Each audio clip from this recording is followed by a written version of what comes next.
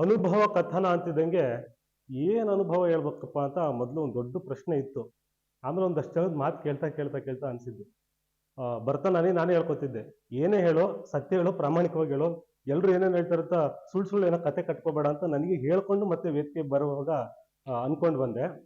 ಹೇಳಿ ಕೇಳಿ ನಾನು ಭೋಜನ ಪ್ರಿಯ ಆದ್ರಿಂದ ನನಗೆ ಪ್ರತಿ ಸರಿ ಸಿಗೋದು ಊಟದಲ್ಲಿ ಸಿಗ ಆನಂದ ಸತ್ಯವಾಗ್ಲೂ ನಮ್ಮ ಅಪ್ರಾಣೆ ಆದ್ರೂ ಸಿಕ್ಕಿಲ್ಲ ಸರ್. ನನಗೆ ಪ್ರತಿ ಸರಿ ತಿನ್ನುವಾಗ್ಲೇ ನಾನು ಜಾಸ್ತಿ ಆನಂದ ಪಡೋದು. ಒಂದು ನಾವು ಹೇಳಿ ಕೇಳಿ ಸರ್ಕಾರಿ ಶಾಲೆಯಲ್ಲಿ ಓದ್ ಹುಡುಗರಾದ್ರಿಂದ ಯಾವ್ದಾದ್ರು ಹಬ್ಬ ಹರಿದಿನಗಳು ಬಂದ್ರೆ ಮೂರ್ ಮನೆಗೆ ಉಣ್ತಿದ್ವಿ.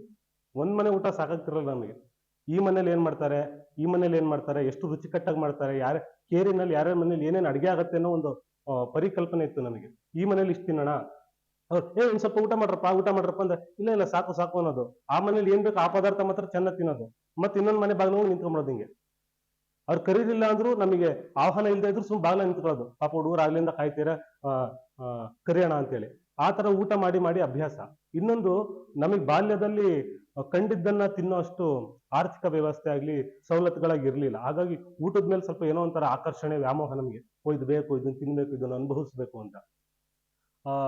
ಒಂದು 6-7ನೇ ತರಗತಿ ಓದೋ ಹಂತಕ್ಕೆ ಬಂದಾಗ ಅನಿವಾರ್ಯವಾಗಿ ಅಡಿಗೆ ಮಾಡ್ಕೊಂಡು ತಿನ್ನುವಂತ ಅನಿವಾರ್ಯತೆಗಳಿತ್ತು.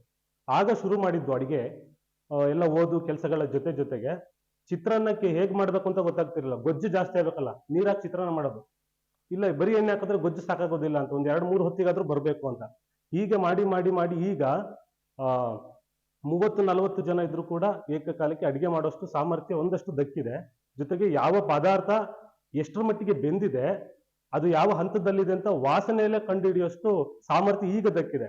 ಇನ್ನೊಂದು, ನನಗೆ ಯಾವಾಗಲೂ ತೃಪ್ತಿ ಆಗುವಂಥದ್ದು, ಸಮಾಧಾನ ಆಗೋದು, ಮತ್ತೆ ನನ್ನ ಅನುಭವಕ್ಕೆ ದಕ್ಕುವಂತ ಬಹಳ ದೊಡ್ಡ ಸಂಗತಿ ಅಂದ್ರೆ, ನಾನು ವೈಯಕ್ತಿಕವಾಗಿ ಅಡಿಗೆ ಮಾಡಿ ಬಡಿಸಿದಾಗ ಯಾರ ತಿಂದ್ಬಿಟ್ಟು ಏನ್ ಮಾಡಿದ್ದೆ ಅಲ್ಲಿ ಅಂದ್ಬಿಟ್ರೆ ಯಾವ ಪ್ರಶಸ್ತಿಯೂ ಬೇಡ. ಅದಕ್ಕಿಂತ ದೊಡ್ಡ ಅನುಭವ ನನಗೆ ಇವತ್ತಿಗೂ ದಕ್ಕಿಲ್ಲ. ನಾವೆಲ್ಲೇ ನಾಟಕಕ್ಕೆ ಹೋಗ್ಲಿ, ಸಿನಿಮಾ ಕೆಲಸಗಳಿಗೆ ಹೋಗ್ಲಿ, ಯಾವುದೇ ಕಾರ್ಯಕ್ರಮಕ್ಕೆ ಹೋಗ್ಲಿ, ನಮ್ಮ ಮೊದಲ ಆದ್ಯತೆ ಭೋಜನಾಲಯ ಮತ್ತು ಶೌಚಾಲಯ. ಇದೆರಡು ನೆಟ್ಟಾಗಿತ್ತು ಅಂದ್ರೆ ನಾವು ನೆಟ್ಟಿಗಿರ್ತೀವಿ, ಇಲ್ಲಾಂದ್ರೆ ಅವತ್ತಿನ ಇಡೀ ದಿವಸ ಹಾಳು. ಹಾಗಾಗಿ ನನಗೆ ಊಟದಲ್ಲಿ ಸಿಕ್ಕುವಷ್ಟು ಆನಂದ ಮತ್ತೆಲ್ಲೂ ಸಿಕ್ಕಲ್ಲ. ನಾನು ತುಂಬಾ ಇವತ್ತಿಗೂ ಪ್ರತಿ ಕ್ಷಣ ಅನುಭವಿಸುವಂಥದ್ದು ಊಟದಲ್ಲೇ. ಅವತ್ತು ಒಳ್ಳೆ ಊಟ ಮಾಡಿದ್ವಿ ಅಂದ್ರೆ 3 ಹೇಳ್ತೀನಿ, ಮೊನ್ನೆ ತಿನ್ಬೇಕಂದ್ರೆ ಅಥವಾ ಒಂದ್ ಸ್ವಲ್ಪ ಏನಾದ್ರು ಊಟದಲ್ಲಿ ವ್ಯತ್ಯಾಸ ಆಯ್ತು, ಸರಿಯಾದ ಸಮಯಕ್ಕೆ ತಿನ್ಲಿಲ್ಲ ಅಂತಂದ್ರೆ ಅವತ್ತು ಇಡೀ ದಿವಸ ಮನಸ್ಥಿತಿ ಸರಿ ಇರಲ್ಲ.